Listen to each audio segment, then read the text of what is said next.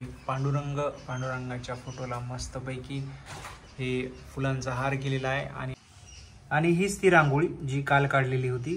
तर मित्रांनो, भावांनो, तुम्हा सर्वांना गुड मॉर्निंग आणि आज आषाढी एकादशीच्या तुम्हा सर्वांना हार्दिक हार्दिक शुभेच्छा। पांडुरंग आपला विठ्ठल तुमची सर्व मनोकामना पूर्ण करो, तुमच्या सर्व इच्छा पूर्ण करो, तुमचं आयुष्य सुख समृद्धी आणि भरभराटीनं हे हो, हीच पांडुरंगाच्या चरणी आमच्या तर्फे प्रार्थना।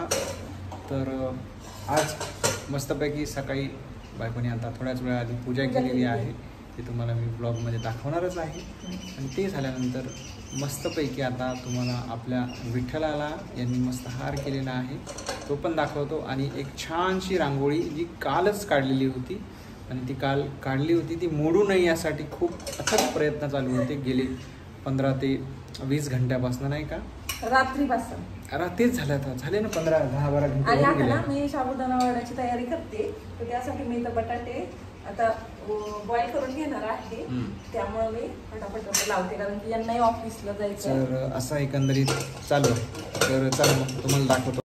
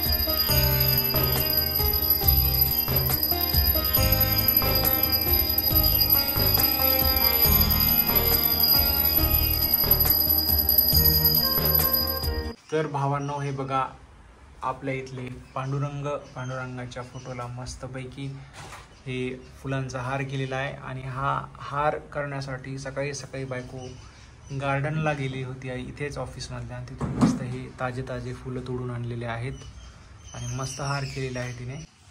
आणि हीच ती रांगोळी जी काल काढलेली होती आणि आजपर्यंत तिला असंच ठेवून दिलेलं आहे, म्हणजे मोडू नये याचा खूप अथक प्रयत्न केला होता तिने। विठ्ठल आणि इथे तुळशी वृंदावन पण केलं आहे। खूप सुंदर अशी रांगोळी काढलेली आहे, त्याबद्दल बायकोचे खूप खूप अभिनंदन। तर हे बघा, इथं मी बटाटे बॉईल करून घेतलेले आहेत। हे 4-5 बटाटे आहेत आणि त्यामध्ये हा साबुदाणा मी रात्रीच भिजत टाकलेला होता आणि तो आता छान असा भिजलाय, भिजलाय मस्त। तर तो मी यामध्ये टाकून घेते आणि बटाट्याचं प्रमाण जास्त ठेवायचं आणि साबुदाण्याचं प्रमाण कमी ठेवायचं त्यामध्ये।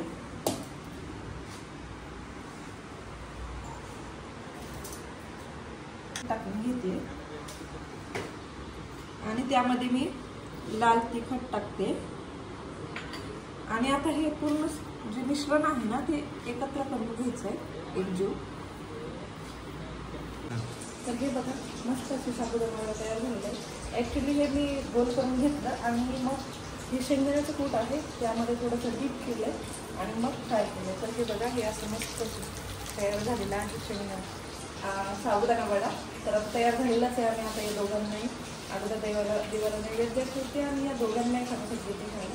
चला कधी थोड्याच वेळा. मित्रांनो, फराळाचं सगळं तयार झालेलं आहे. आताच थोडंसं ऑफिसमध्ये जाऊन आलो आणि हे बघा मस्तपैकी साबुदाणा वडे, त्यानंतर पापडी आणि दही थोड्या वेळाच आधी जाऊन बाहेरून आणलेलं आहे. मस्तपैकी छान दही आहे.